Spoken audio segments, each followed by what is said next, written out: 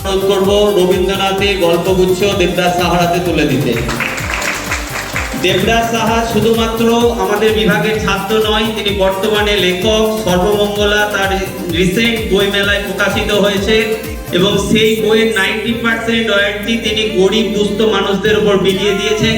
তাছাড়া তার জন্মদিন তিনি বৃদ্ধাশ্রমে মানুষদের সাথে কাজ করেছেন।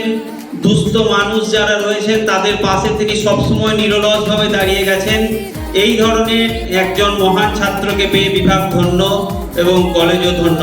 আমি এই ধরনের ছাত্রকে আমাদের সকলের পক্ষ থেকে আবার আমি করছি, উত্তরোত্তর শ্রীবৃদ্ধি হোক, ভালো থাকুক এবং দেবরাজের এই চিন্তা ভাবনা সকলের মধ্যে ছড়িয়ে উঠুক, এই প্রার্থনা রাখছি। ধন্যবাদ।